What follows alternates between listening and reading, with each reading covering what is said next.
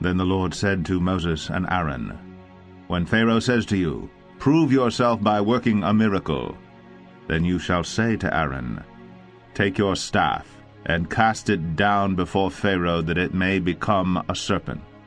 So Moses and Aaron went to Pharaoh, and did just as the Lord commanded. Aaron cast down his staff before Pharaoh and his servants, and it became a serpent. Then Pharaoh summoned the wise men and the sorcerers, and they, the magicians of Egypt, also did the same by their secret arts. For each man cast down his staff, and they became serpents. But Aaron's staff swallowed up their staffs. Still Pharaoh's heart was hardened, and he would not listen to them, as the Lord had said. Then the Lord said to Moses, "Pharaoh's heart is hardened. He refuses to let the people go. Go to Pharaoh in the morning, as he is going out to the water.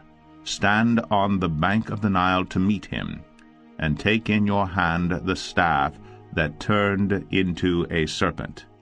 And you shall say to him, 'The Lord, the God of the Hebrews, sent me to you, saying, Let my people go, that they may serve me in the wilderness. But so far you have not obeyed. Thus says the Lord, By this you shall know that I am the Lord. Behold, with the staff that is in my hand, I will strike the water that is in the Nile, and it shall turn into blood. The fish in the Nile shall die, and the Nile will stink, and the Egyptians will grow weary of drinking water from the Nile." And the Lord said to Moses, "Say to Aaron, Take your staff, and stretch out your hand over the waters of Egypt, over their rivers, their canals, and their ponds, and all their pools of water, so that they may become blood. And there shall be blood throughout all the land of Egypt, even in vessels of wood and in vessels of stone." Moses and Aaron did as the Lord commanded.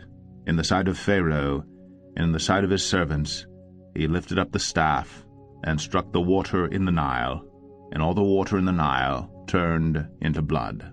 And the fish in the Nile died, and the Nile stank, so that the Egyptians could not drink water from the Nile. There was blood throughout all the land of Egypt. But the magicians of Egypt did the same by their secret arts. So Pharaoh's heart remained hardened, and he would not listen to them, as the Lord had said. Pharaoh turned and went into his house, and he did not take even this to heart. And all the Egyptians dug along the Nile for water to drink, for they could not drink the water of the Nile. 7 full days passed after the Lord had struck the Nile. Exodus 8.